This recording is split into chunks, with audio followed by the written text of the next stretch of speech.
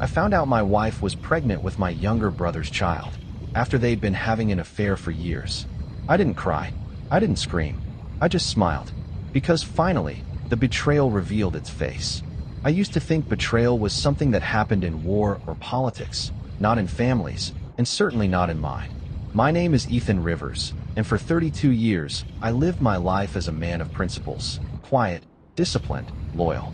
I never imagined the person who would tear my world apart would be my own flesh and blood, my younger brother, Mason. Mason and I were never close. He was the golden child, the one my mother always coddled, always excused, no matter how reckless or cruel he became. I was the responsible one, the fixer, the one expected to clean up after his disasters. And for the most part, I did. Not because I wanted to, but because I felt I had to. Because family meant duty. Because if I didn't do it, no one else would. But Mason crossed a line no apology could fix. He didn't just stab me in the back. He slept with my wife, Olivia, the woman I had built a life with, the woman I had loved since college. And he got her pregnant.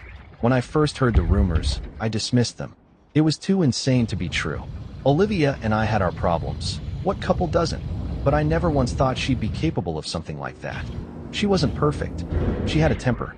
She shut down when things got tough. But cheating? With my brother? It started small. Whispered arguments behind closed doors. Late nights, she said, were work events but smelled of whiskey and someone else's cologne. The way Mason stopped looking me in the eye. The way Olivia got defensive every time I mentioned him. I didn't want to believe it. I forced myself to swallow the doubt, to be the good husband, the good brother. I was raised to endure, not to accuse.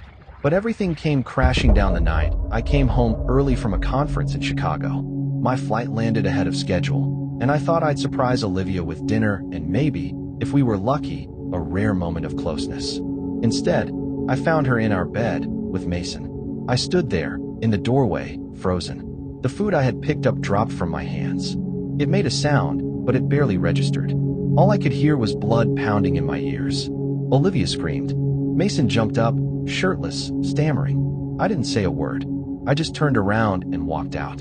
That moment rewrote every memory I had of them. Every family barbecue, every birthday party, every seemingly innocent laugh now dripped with betrayal. It wasn't just infidelity. It was treason. And the worst part? Neither of them chased after me. They didn't even try. I moved into a cheap motel that night. I didn't tell anyone. I just sat in the dark for hours, staring at the ceiling, wondering what the hell I had missed, what signs I had ignored, whether I had ever truly known either of them. It wasn't long before the truth spread. Mason didn't deny it. In fact, he bragged about it to some of his friends. Said Olivia had always been his type, that she was unhappy with me and that I should have seen it coming. My mother, of course, took his side. It just happened, Ethan, she said when I finally broke down and told her. You're being dramatic. Dramatic. As if watching your brother destroy your marriage was a minor inconvenience. My father didn't say anything. He just sighed and said, You always were too uptight, Ethan. Maybe this is for the best. That was the moment I knew. No one was going to stand up for me. Not my parents. Not my wife. Not my brother. So I stood up for myself. I hired the best divorce attorney I could afford. Olivia fought hard. Claimed it was a mistake, that she still loved me, that Mason meant nothing. But by then, I'd already stopped hearing her. Every word from her mouth was a blade. And when the DNA test came back confirming the baby was Mason's, not mine, that was the final cut. I filed for divorce the next day. The courtroom felt less like justice and more like an execution. But I didn't flinch. I watched Olivia cry. I watched Mason pretend to be a victim. I watched my mother glare at me like I was the one destroying the family. And I signed the papers. After the divorce, I moved into a small apartment across town. It was modest, cold, barely furnished. But it was mine. For the first time in my adult life, I was alone. No one to clean up after. No one to lie to me. No one to use me. It was terrifying and freeing. I started going to therapy. Started lifting weights. I stopped answering my mother's calls. I blocked Mason's number. I left Olivia's name out of every sentence I spoke. And slowly, the numbness gave way to clarity. I saw my life for what it had been, a pattern of sacrifices no one asked for and no one appreciated. I had bent over backwards for everyone, and they had used me as a bridge to walk to each other. But here's the thing about bridges. When they collapse, the ones who depended on them fall hard. Mason lost his job a month later. Olivia's family disowned her. My father died from a stroke 6 weeks after the divorce, and in his will, he left everything to me. Nearly $2 million. Real estate, retirement funds, assets I didn't even know he had. His last act of loyalty, or maybe guilt. Mason was furious. He showed up at my apartment drunk, yelling through the door that I had stolen his legacy, that I was just bitter and needed to get over it. I didn't answer. I just stood behind the door, listening, until the building manager came to throw him out. 3 weeks later, Mason emailed me. A pathetic plea. He was broke. Olivia was demanding child support. He had dropped out of college. No one in the family would help him. He asked if I could forgive and forget, for Henry's sake. Henry, the name they gave the child who should have been mine, but wasn't. I didn't reply. I didn't need to. I knew I was done. I didn't block Mason's email. I wanted to see how far he'd fall. It was petty, I'll admit that. But there was something satisfying about watching the golden child drown in consequences. For the first time in our lives, he wasn't being rescued, especially not by me. Over the next few weeks, the messages kept coming. First, it was guilt. I know I messed up, man. But you and I, we're brothers. Blood, right? Then desperation. She's threatening to sue me for full custody if I don't pay. I don't even have enough for rent. Then rage. I hope you rot alone with your money. You always wanted me to fail. I didn't answer a single one. What would I even say? That I forgave him? I didn't. That I was still hurting? He didn't care. That maybe, in some twisted way, I was grateful? Because at least now I knew what he really was? None of those felt right. So I stayed quiet. Instead, I focused on rebuilding my life. I took up woodworking. I started volunteering at a local youth shelter, helping kids who reminded me too much of my younger self. Quiet, overlooked, eager for approval they never received. It was therapeutic in a strange way. Fixing things. Building something new. Something that wouldn't betray me in the end. Therapy helped, too. Not in the dramatic, cinematic way people imagine, but slowly, quietly. It gave me language for wounds I'd never named. Helped me realize that Olivia hadn't been my only toxic relationship. My entire family structure had been rotting for years, and I'd been the one patching it with duct tape and optimism. I stopped trying to fix things that wanted to stay broken. One rainy afternoon, nearly a year after the divorce, I ran into Olivia at the pharmacy. She looked older, not just physically, but in that hollow way people age when life's worn them down. Her hair was pulled back hastily, and she wore dark circles like bruises beneath her eyes. She smiled, but it didn't reach her face. "Ethan," she said, her voice tentative. "Hey." I didn't answer. She glanced away, then back at me. "I didn't know you still lived around here." "I do. She paused, fiddling with her wallet. "Henry's doing well. He's walking now. Talking. He says your name." I blinked. Hard. She stepped closer, hopeful. "Maybe you could visit sometime. You don't have to talk to me. Just him." I shook my head. "Don't. Ethan. I'm not his father," I said, louder than I meant to. "Stop pretending like I am." She flinched. "I never meant for things to happen the way they did." "No one ever does," I replied. "But they still do." She opened her mouth, but I walked past her before she could speak again. I didn't look back. I sat in my truck for 15 minutes afterward, hands gripping the wheel until my knuckles went white. I didn't cry. I hadn't cried in months. But there was a storm in my chest that refused to pass. The next day, Mason emailed me again. "Olivia told me she saw you. Said you looked like hell. You're still not over it, huh?" I laughed out loud when I read it. It was pathetic, really, how hard he tried to hurt me when I'd already taken away the one thing he craved most: approval, attention, power. He was yelling into a void, and I was no longer listening. That weekend, I drove 4 hours upstate to see my father's lawyer. We finalized the paperwork transferring the remaining estate into my name. The house, the investments, the land. It was all mine now. Mason was legally entitled to nothing. Before I left, the lawyer slid a small envelope across the table. "Your father wanted you to have this." It was a letter, handwritten, the ink shaky, but deliberate. "Ethan, I don't say things often, but I need you to know, I saw you. All those years. The way you carried this family. The way you were ignored. I should have spoken up more.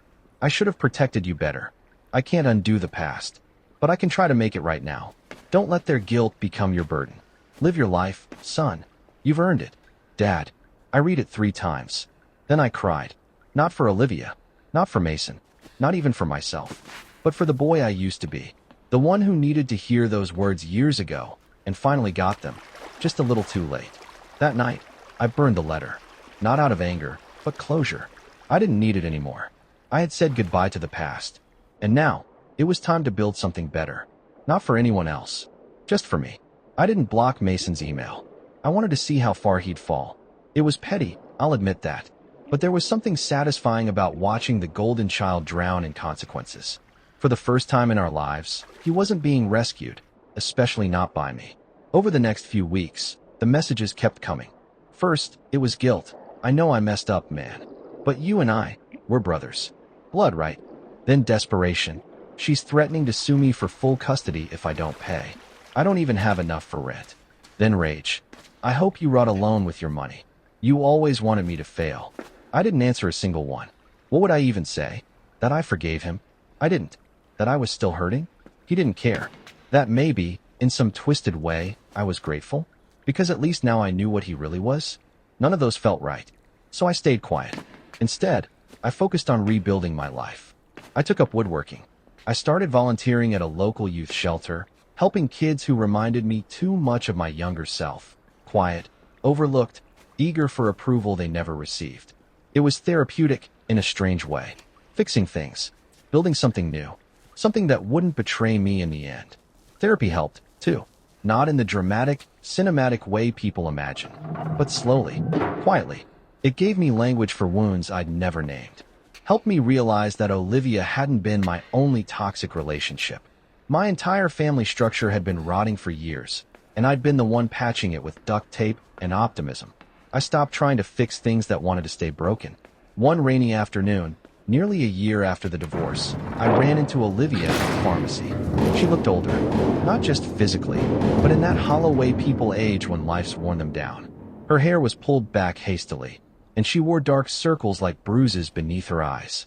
She smiled, but it didn't reach her face. "Ethan," she said, her voice tentative. "Hey." I didn't answer. She glanced away, then back at me. "I didn't know you still lived around here." "I do. She paused, fiddling with her wallet. "Henry's doing well. He's walking now. Talking. He says your name."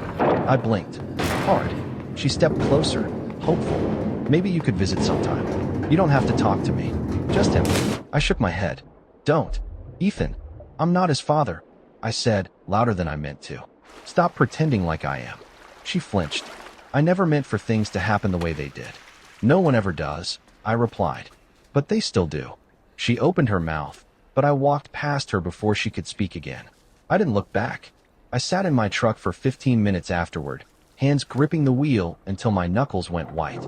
I didn't cry. I hadn't cried in months. But there was a storm in my chest that refused to pass. The next day, Mason emailed me again. "Olivia told me she saw you. Said you looked like hell. You're still not over it, huh?" I laughed out loud when I read it. It was pathetic, really, how hard he tried to hurt me when I'd already taken away the one thing he craved most: approval, attention, power. He was yelling into a void, and I was no longer listening. That weekend, I drove 4 hours upstate to see my father's lawyer. We finalized the paperwork transferring the remaining estate into my name. The house, the investments, the land. It was all mine now. Mason was legally entitled to nothing. Before I left, the lawyer slid a small envelope across the table. "Your father wanted you to have this." It was a letter, handwritten, the ink shaky, but deliberate. "Ethan, I don't say things often, but I need you to know, I saw you. All those years. The way you carried this family. The way you were ignored. I should have spoken up more. I should have protected you better.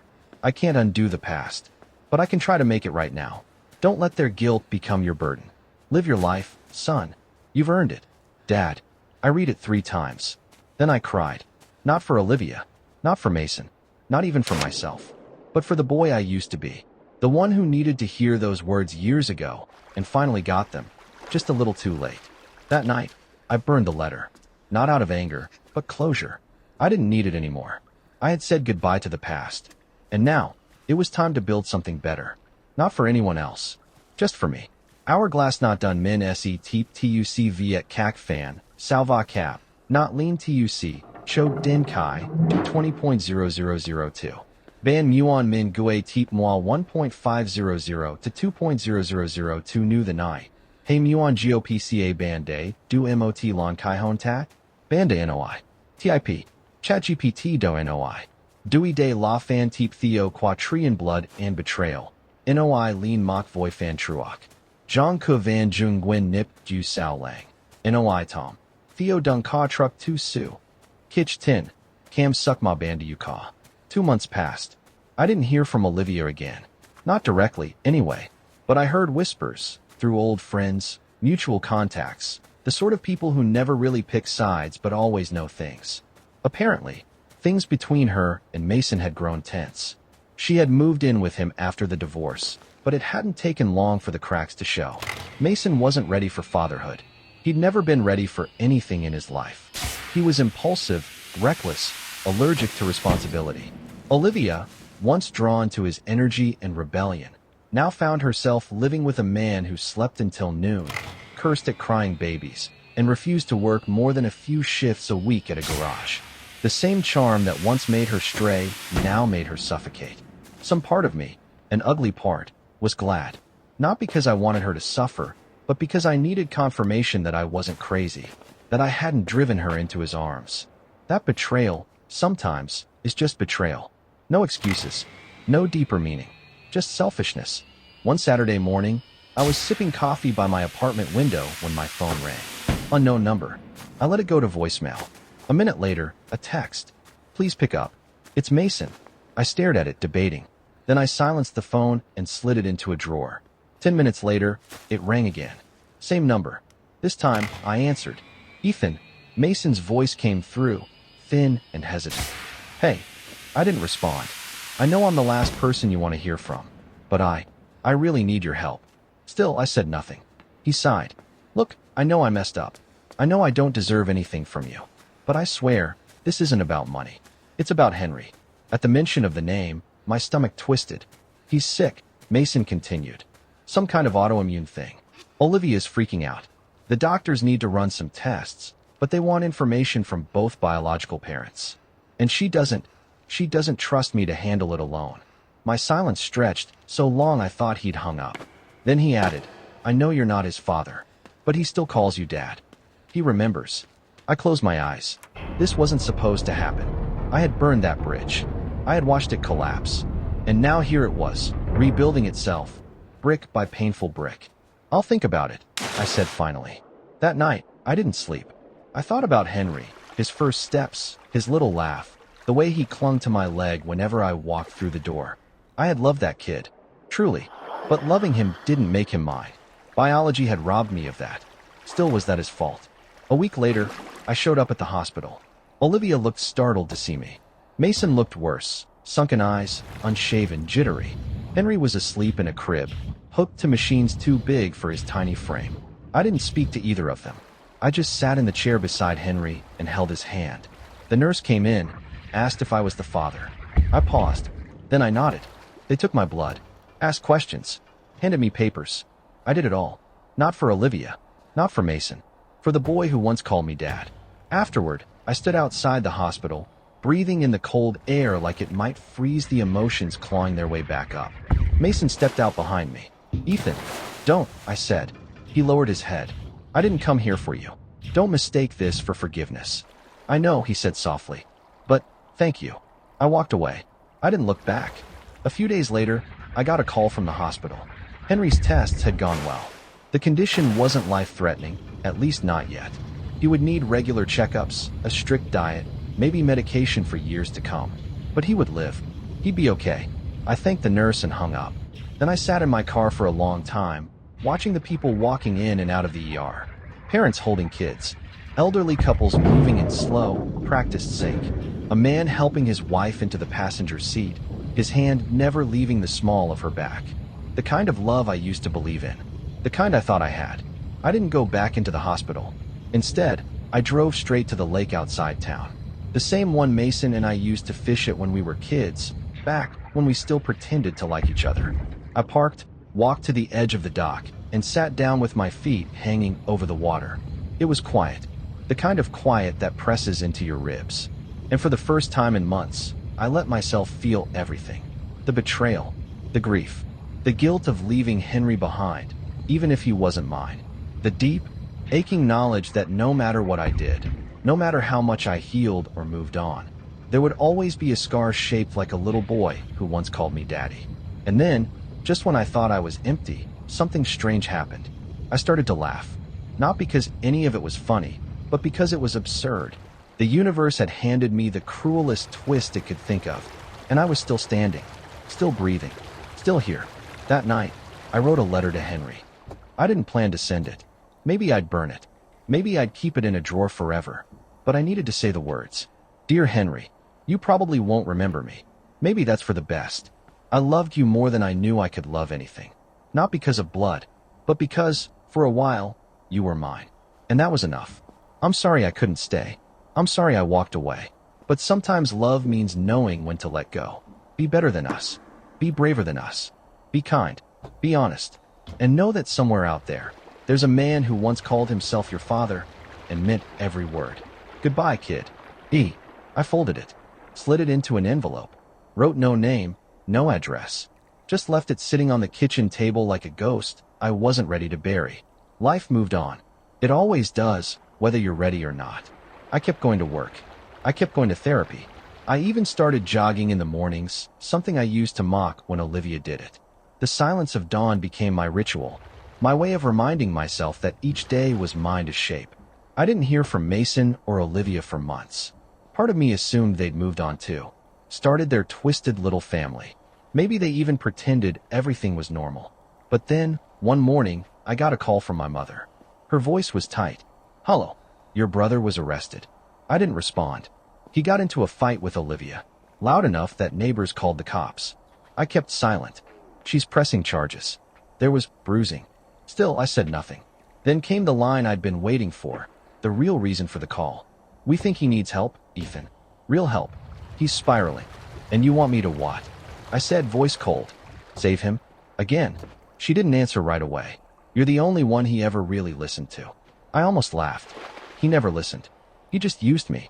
There was a long pause on the line. Then, softly, you used to protect him. Yeah, I said. And look where that got me. She tried again. He's your brother. No, I replied. He stopped being that the day he crawled into my bed, while I was still in it, and tore my life apart. I hung up. And this time, I didn't feel guilty. A week later, my dad called. He was less emotional, more direct. I'm cutting him out of everything, he said. If he ends up in prison, so be it. He won't, I said quietly. You know Mom will bail him out. I've warned her. If she contacts him again, I walk. That startled me. My father was a stubborn man. Proud, but never threatening divorce. She won't, he added. Not after what he did to you. I made sure of that. And just like that, the final piece of the old family dynamic crumbled. The triangle of enabler, golden boy, and scapegoat shattered. It should have felt like victory, but all I felt was tired. That night, I sat on the floor of my apartment, a glass of whiskey in one hand, the envelope with Henry's letter in the other. I hadn't touched it in weeks, but now it felt heavier, like it needed an ending. So I opened it again, added a final line. P.S. If one day you find this, I hope you know, I tried. Then I sealed it for good, put it in a box with some old photos, locked it away. Not for now, not for me, but maybe, one day for him. 3 weeks later, I got a knock on my door. It was early. Too early for mail, too late for it to be an emergency. I looked through the peephole and nearly shut the door before even opening it. It was Mason, thin, pale, unshaven. There were dark circles under his eyes, and his left hand had fresh bandages wrapped around the knuckles. His once proud posture was gone. He looked like a man kicked so many times he forgot how to stand. I know you don't want to see me, he said. I won't come inside. I didn't know where else to go. I didn't say anything. He took a shaky breath. They fired me from the garage. Olivia moved out. Took Henry with her. I think she's moving out of state. Her dad's helping with lawyers now. Still, I said nothing. I have nothing left, Ethan. A long silence stretched between us.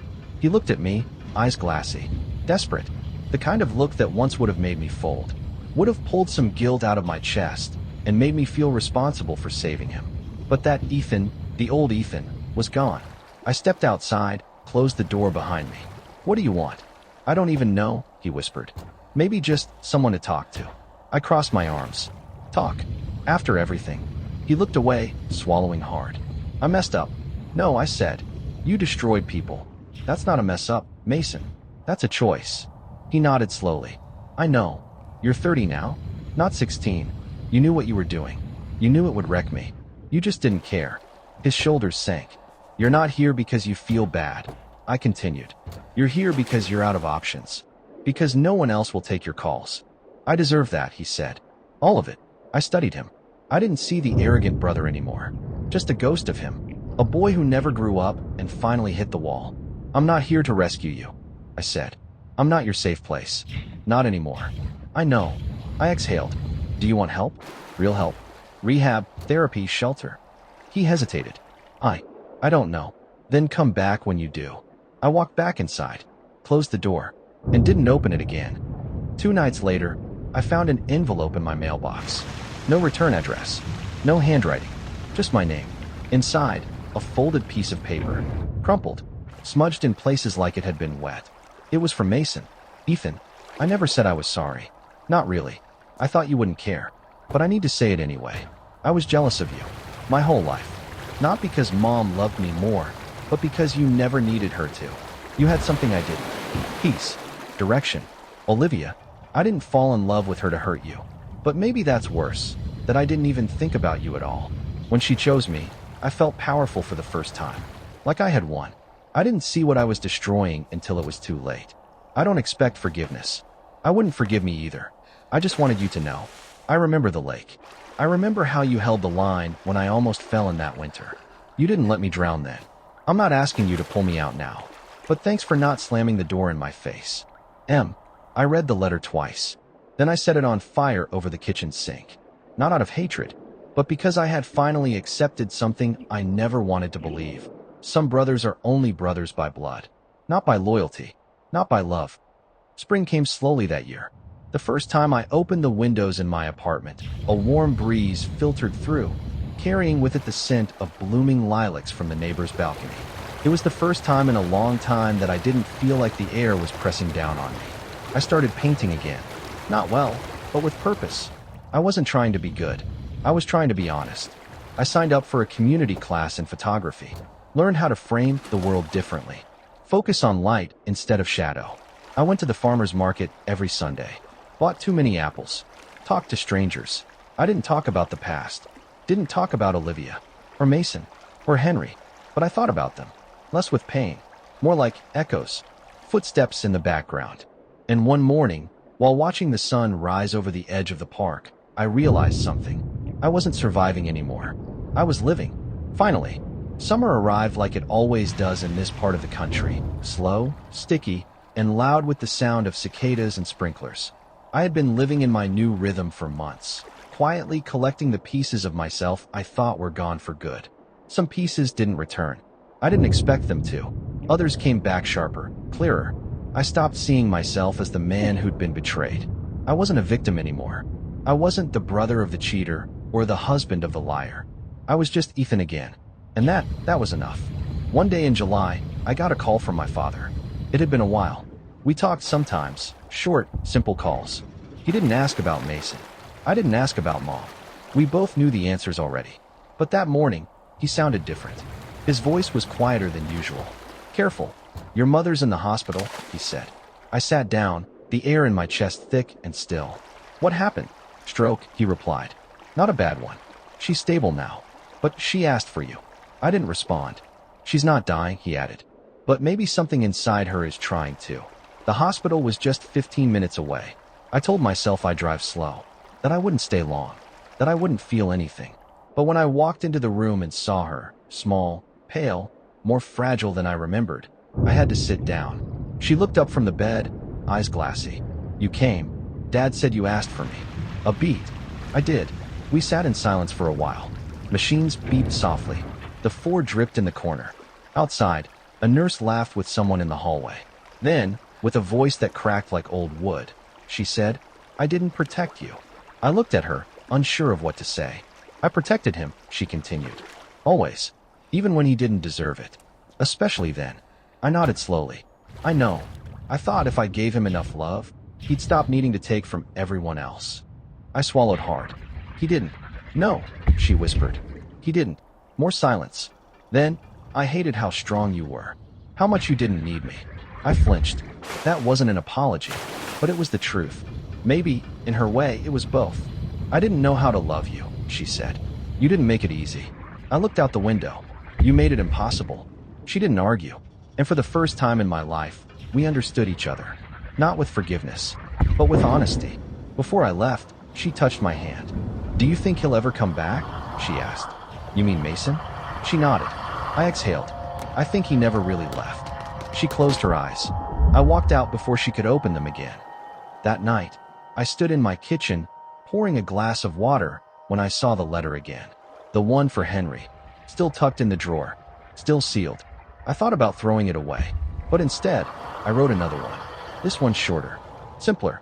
Henry, I hope you're happy. I hope your mom found peace. I hope your dad learned how to stay. If one day you're old enough to ask questions and brave enough to want the answers, this letter will be waiting. Until then, live. Laugh loud. Be better than us. Love. Ethan. I put both letters in a manila envelope. Wrote no address. Just 3 words on the front. In case someday. Then I slid it to the back of the closet, behind winter coats and boxes of books I hadn't unpacked in years. Fall came in quiet. The air grew cooler. The trees began their slow transformation, leaves turning gold and crimson before tumbling to the ground. I always loved fall, the way it reminded you that even endings can be beautiful. That change, no matter how painful, is natural. One Sunday afternoon, I went back to the lake. The same dock, the same water, but I wasn't the same man. I brought a notebook this time, not for journaling, just to write down things I'd forgotten I liked. Things that made me feel alive again. Sunlight on water, black coffee, the way dogs get excited when they see ducks. I stayed for hours, not waiting for anything, just existing. Later that evening, I stopped by the grocery store, and as I reached for a carton of milk, I heard a voice behind me. Ethan. I turned. It was Clara. We had met years ago, briefly, at a mutual friend's party. She was studying environmental law back then. Smart. Funny. The kind of person who made you forget you were standing in a room full of strangers. We talked for maybe 10 minutes that night. Nothing came of it. But now here she was. Same eyes. Softer smile. I smiled back. Hey, I said. It's been a long time. Yeah, she laughed. You look different. Better or worse? She tilted her head. Better. You look like someone who stopped holding their breath. That line stayed with me for days. We got coffee later that week. Then dinner. Then more coffee. We didn't talk about the past. She didn't ask about Mason or Olivia or Henry. She asked about my photography, my favorite books, the last time I laughed so hard I cried. She asked about the kind of future I saw myself building, and for the first time, I had answers. We didn't fall in love overnight. It was slower, gentler, like 2 people learning how to swim again in a world that once drowned them. And one morning, months later, as we stood in my kitchen making pancakes, her in my shirt, sunlight pouring in across the tile, I realized I hadn't thought about Mason in weeks. Not in hate, not in sorrow, not at all. He had become what he always wanted to be, someone I no longer cared enough to remember. Henry is 6 now. I saw him once, by accident. Clara and I were walking through a park in a nearby town when I saw a boy running toward a playground, his laughter echoing through the trees. Behind him, Olivia stood beside a man I didn't recognize. I froze. Clara noticed. Touched my arm. You okay? I watched Henry climb the jungle gym, fearless and free. I am, I said. And I meant it. I didn't go over. Didn't wave. Didn't break the peace I'd built. I just stood there for a moment longer, then turned away. Because sometimes closure isn't about confrontation. Sometimes it's about letting go, quietly, completely. I keep the letters still, tucked away, just in case. Not because I plan to send them, but because the man who wrote them deserves to be remembered. He survived, and that's worth honoring. Now, when people ask me about my life, I don't tell them about the betrayal. I tell them about the lake, the sunrises, the laughter that returned, slow but real. I tell them about Clara. And if they ask about family, I tell them the truth. Sometimes, family is what you survive. And sometimes, it's what you finally choose for yourself.